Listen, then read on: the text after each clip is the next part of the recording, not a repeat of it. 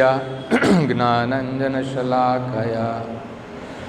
चक्षुरुन्मिलितं येन तस्मै श्रीगुरवे नमः। नमो ॐ विष्णुपदाय कृष्णप्रेष्ठाय भूतले श्रीमते भक्तिवेदान्तस्वामिन् इति नामिने। नमस्ते सरस्वती देवे गौरवाणी प्रचारिणे निर्विशेष शून्यवादी पाश्चात्य देशतारिणे। जय श्री कृष्ण चैतन्य प्रभु नित्यानंद श्री अद्वैत गदाधर श्रीवासदि गौर भक्तवृंद। हरे कृष्णा कृष्ण कृष्णा हरे हरे, हरे Ram Ram Ram Hare Hare.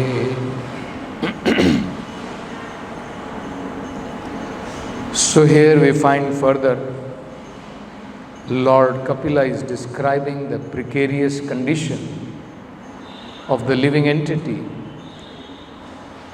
inside the womb of his mother. So here the example is given.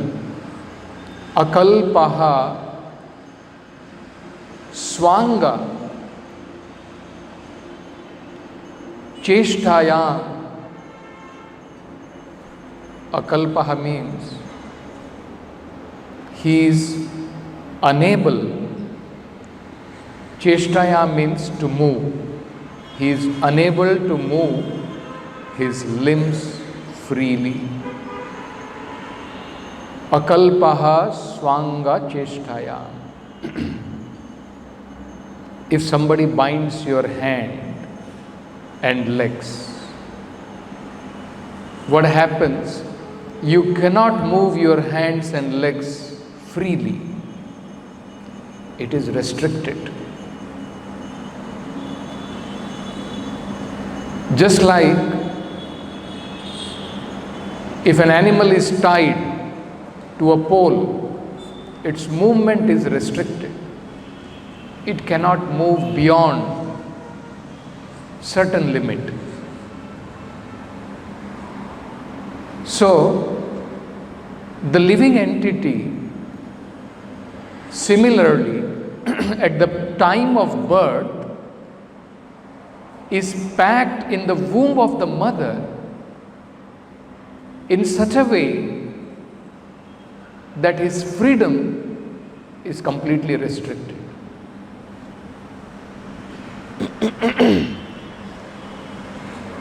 Sometimes we say, as free like the birds, right? You must have heard about people saying. So freedom is something which everyone wants to have.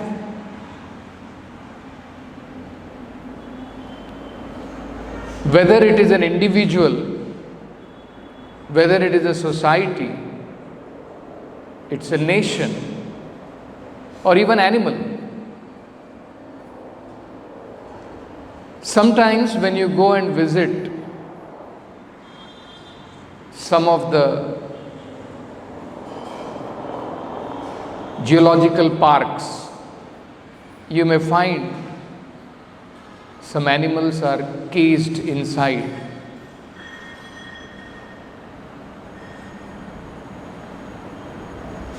And you can see the kind of stress those living entities undergo when they are imprisoned. You can see a tiger, you can see a lion encaged inside, and it is not peaceful in his mind. Because everybody wants freedom. You put one dog inside a room and lock it in a small room, even he cannot sit peacefully. So every living entity actually wants freedom. So the example which is given here is Shakunta eva panjare. Panjare means cage.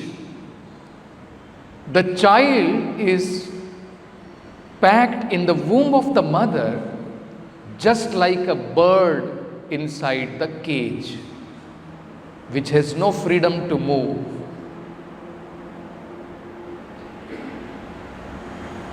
And then Tatra labdha smritir deivat. Deivat means by providence, by the arrangement of the Supreme Lord. Tatra labdha smritir. If he is fortunate, then by the mercy of the Lord, he may remember his past lives. How many lives? Karma janma shatodbhavam. Hundreds of birth flash in his memory, one after another, and he is able to remember the troubles he has undergone in those hundreds of lives. You can just imagine, sometimes one life itself becomes a burden for us. People think, what is this life after all? It is so burdensome. Let me go and commit suicide. One life, some problems in the life makes a person so miserable that he wants to give up his life.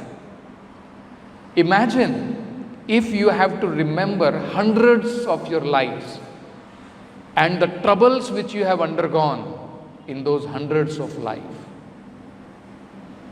Isn't it? What will be the situation? Even few moments of remembrance of past miserable condition makes you so agitated in the mind. Your mind is not peaceful. Let us say somebody gave you a lot of trouble and still giving you a lot of trouble. Even just to remember that for few moments, even that makes our mind so much agitated. And if you have to remember your past 100 lives' trouble, it's much more miserable. So that is why it is said, Smaran dirgham anuchavasam. Remembering this, he wretchedly cries. Anuchavasam.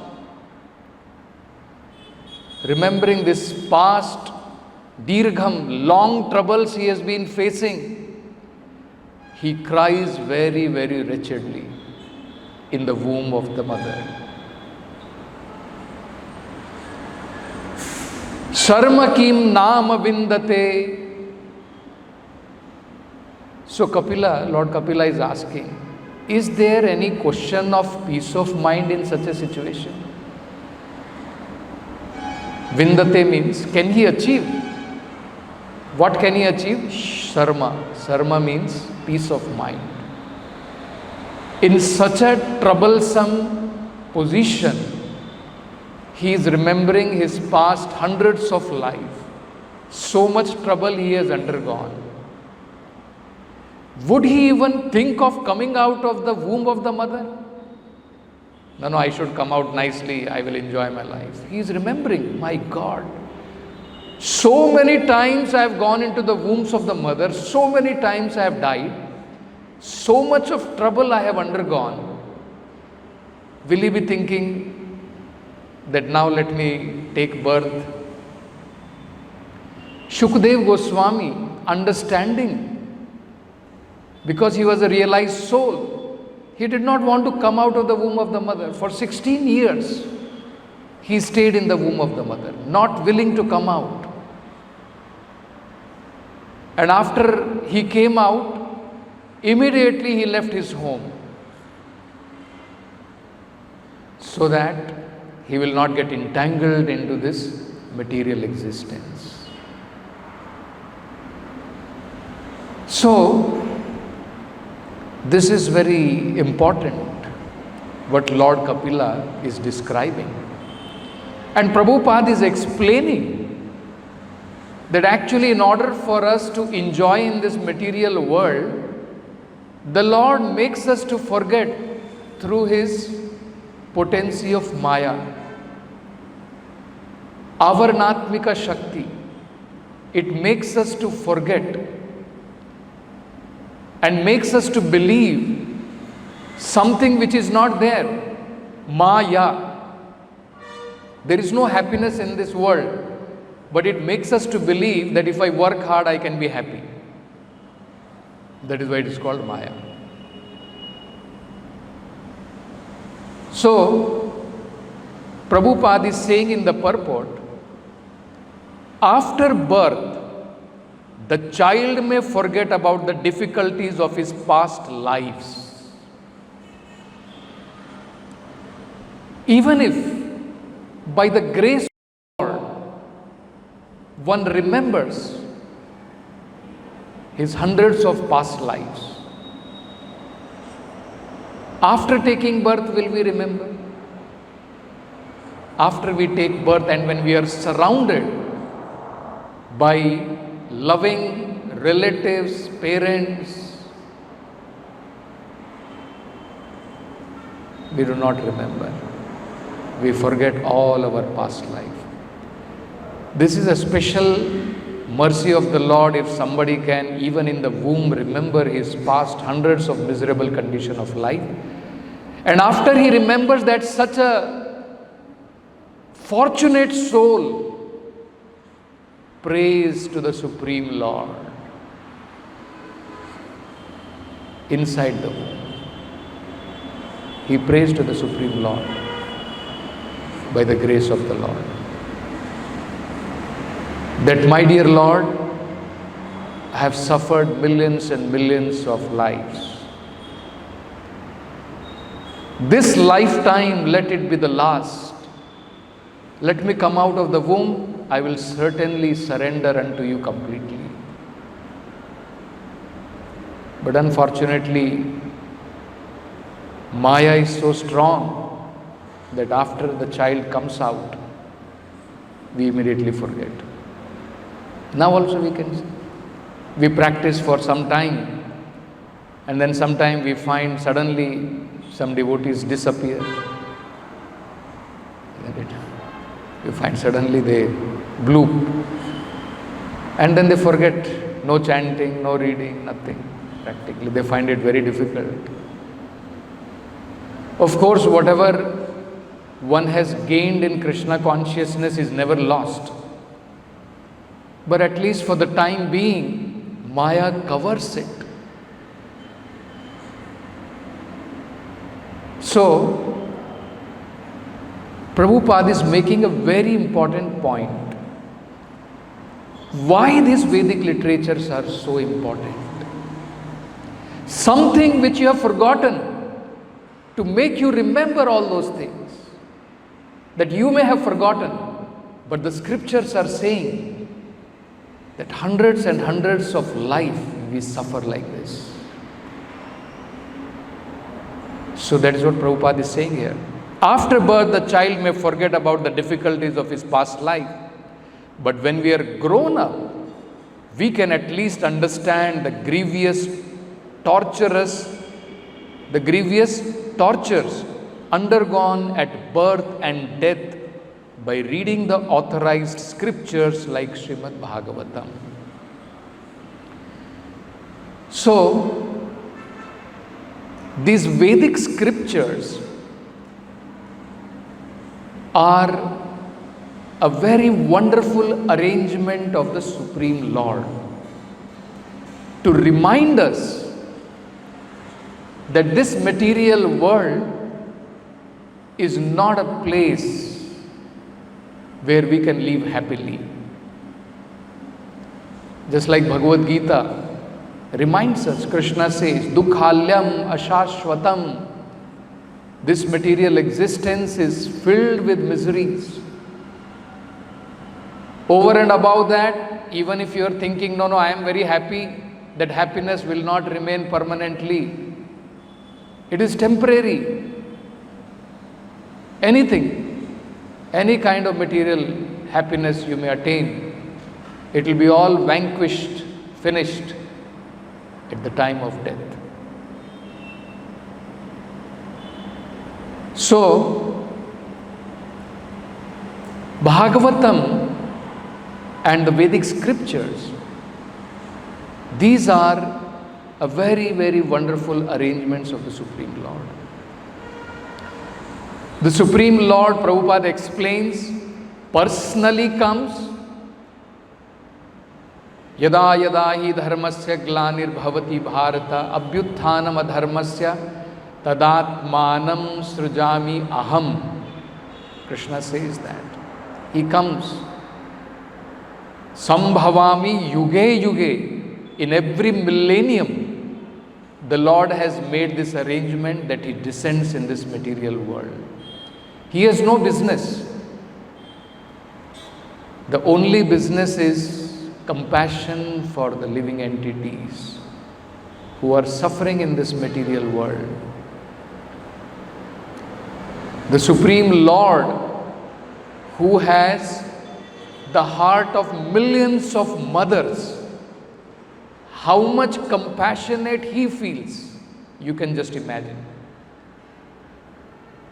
Even one mother feels so much for her child. And the Supreme Lord is millions of mothers put together. That is the kind of compassion the Supreme Personality of Godhead has.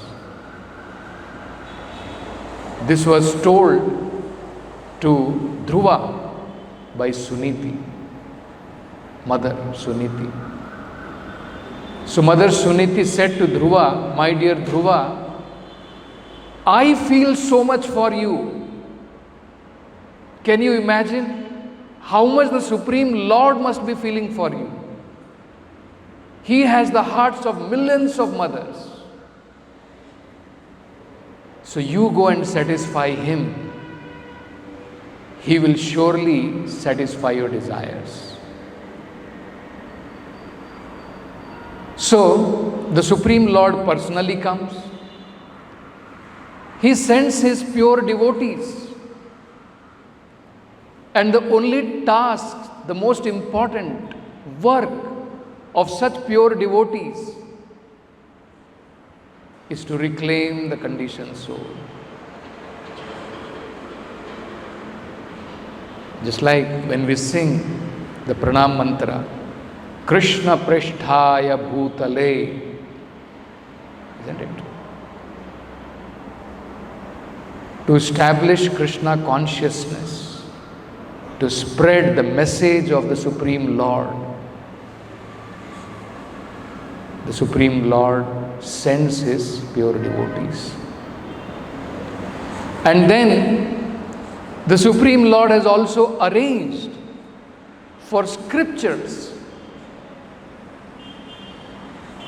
through which one can be reminded of the miserable condition of this material existence and also gain spiritual understanding and knowledge.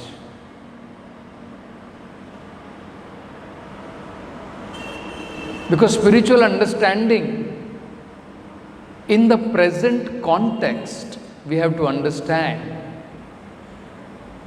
We have no understanding of what is spirit. We are in dualities.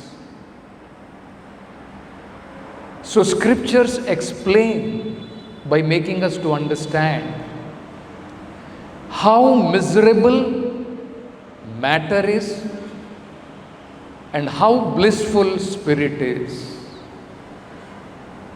Just like in Bhagavad Gita, Krishna makes a comparison in the 2nd chapter. He says, one who has taken birth is sure to die, and one who dies is sure to take his birth.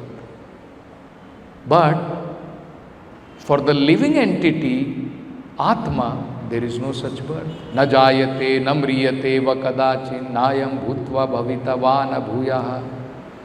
Ajo nityam shashvatoyam purano, na hanyate hanyamane sharire. Antavanta ime deha nitya sokta sharirinaha. This body will die, but the one who is dehinaha, one who is residing in this body, he is eternal. So these scriptures, they make us to understand our real position, the position of this material world, the position of the Supreme Lord, and where we belong to.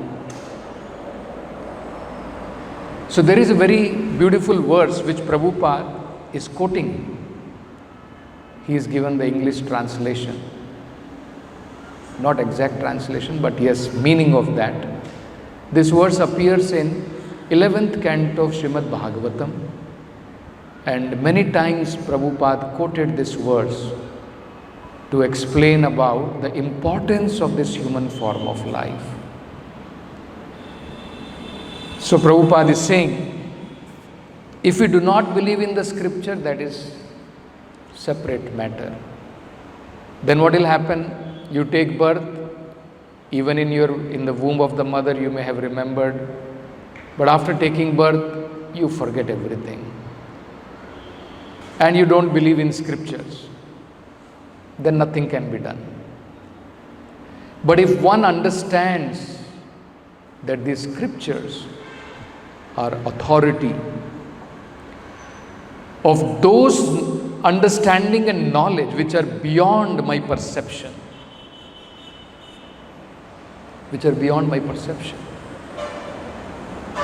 that knowledge can be gained only by this descending process. The Supreme Lord has revealed this knowledge. We cannot, through our own understanding, come to that conclusion. It is not possible. We will be misled in our conclusion.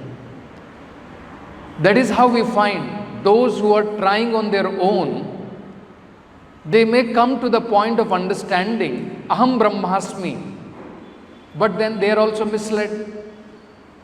They come to the conclusion, I am spirit, soul, and I am only God. There is no difference between me and God. They come to this faulty conclusion. So with our own endeavor, it is not possible. This knowledge has to descend from the Supreme Lord. Tene Brahma Hridaya Adi Kavaye. The Supreme Lord gave this knowledge to Brahma in his heart. Brahma gave this knowledge to Narada. Narada gave this knowledge to Vyasa. Like this, it is descending in the chain of disciplic succession. So, this is a very nice verse where it says, Nirdeham Adyam Sulabham Sudurlabham Plavam Sukalpam Guru Karnadharam. Nirdeham, this human body, Adyam, it is the source of all favorable results. Brahma says himself, even the devatas are aspiring for this human form of life. This human form of life has a special privilege. It has a special privilege that in this life one can understand God. In this life one can become self-realized. One can come out of the cycle of birth and death. It's a special privilege given in human form of life. And over and above that, if somebody has taken human form of life in Bharatvarsha, he is very, very, very fortunate.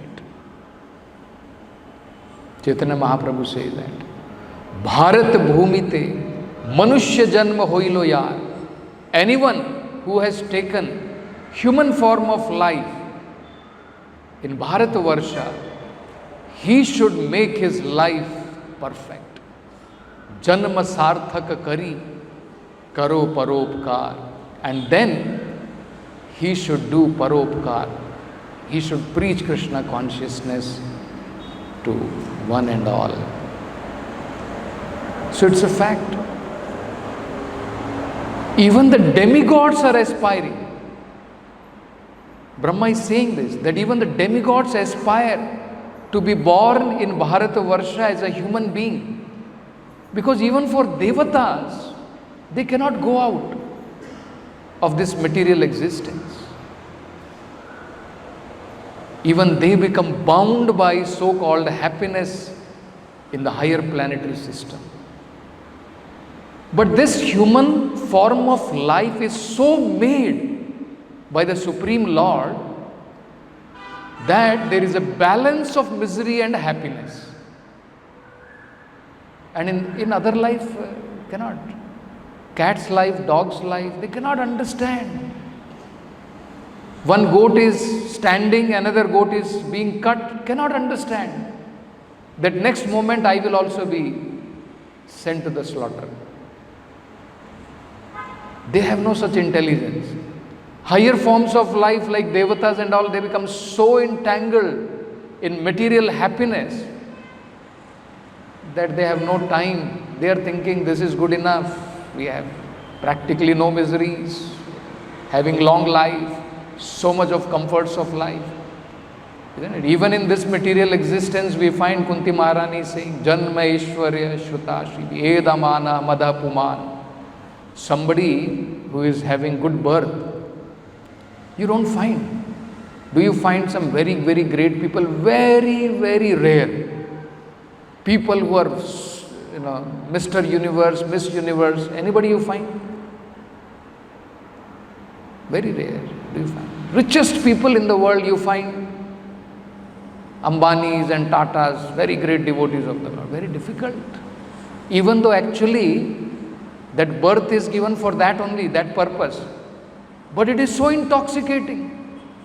Janma Aishwarya Shruta, somebody who is very learned, materially, not spiritually, materially learned. You don't find. They are intoxicated with their madness of Janma Aishwarya Shruta Shri. So where is the question that devatas will think about going back to Godhead? So they also aspire to be born in Bharatavarsha as human beings. So imagine all of us, if we simply are wasting our life, which is wanted even by the devatas, they are aspiring when to be born, so that I can come out of this cycle of birth and death. And if we don't utilize that properly, Vedic scriptures are saying we are committing suicide. So it says, Sulabham, it is, we have obtained it somehow or other very easily. But actually, Sudurlabham, we take it for granted. Very easily I have obtained it, no problem, no issue. But scriptures are saying Sudurlabham, very, very, very rare to obtain human form of life.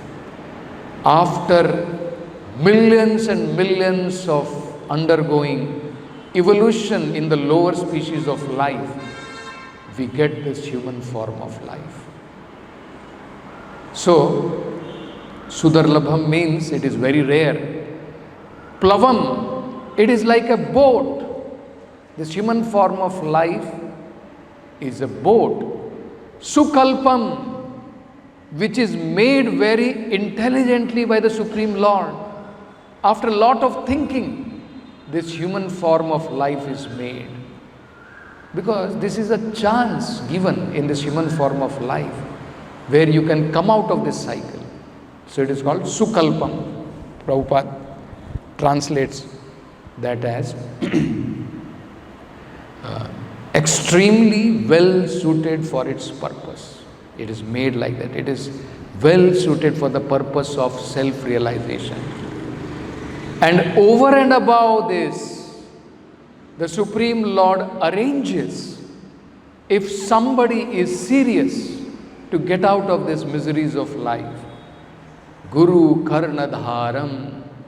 This human form of life is like a ship which is very beautifully made by the Supreme Lord for the purpose of self-realization, to cross over the ocean of this material nescience. And if one can get the direction, Guru Karnadharam, just like the captain, he tells the person how to drive, take in this direction, take in this direction. Otherwise, the ship will be lost. Otherwise, the ship can be lost. So, if we have no proper direction, the whole society we are seeing, actually it is all directionless. So, we are all very fortunate, at least there is direction in our life. Srila Prabhupada is the captain of our ship. And if we simply take the instructions of Srila Prabhupada, just like all the assembled sages, Shaunakadi Rishis in Naimisharanya, they accepted Suta Goswami as Karnadharam, that you are our captain. And just by taking instructions from you, they are saying we will be able to cross over the nescience of this Kali Yuga, which is filled with so many faults. Ocean of Kali Yuga, they say. Ocean of fault. So similarly, if we take advantage of the instructions of the spiritual master, then the ship can ply very smoothly. And over and above, Krishna is saying, Maya anukulena nabhasvata eritam. Nabhasvata means the wind. The wind is propelling this ship in a favorable direction. Because captain may be there, but if the wind is unfavorable, what can be done? We are trying to take the ship, we are trying to take the boat in a proper direction, but the wind is blowing in a completely opposite direction. We will not be able to march forward. It will be very difficult. So the Supreme Lord has arranged in the forms of scriptures these favorable winds. So Puman Bhavabdhim, if human, in the human form of life, Puman means if a person, Bhavabdhim nataret, if he does not utilize this human form of life to come out of this ocean of nescience, sa atmaha, he is simply committing suicide. So one lifetime, already 40, 50 years are over for many of us, isn't it? We should not take it very lightly. Any moment, this human form of life, this valuable gift, Sudurlabham gift, can be gone. So let us take little austerity, one lifetime. Let us try. Prabhupada used to say, do not wait for one more lifetime. Maybe next life I will see. No guarantee. Maya is very strong. Bhakti Siddhanta Saraswati Thakur used to say, this lifetime one should be determined to go back to Godhead. And God help those who help themselves. If we are determined, there is no doubt about it, the Supreme Lord will give directions how to proceed, how to advance in spiritual life. So we'll stop with this Granthra, Srimad Bhagavatam ki jai, Jagat Guru Srila Prabhupada ki jai.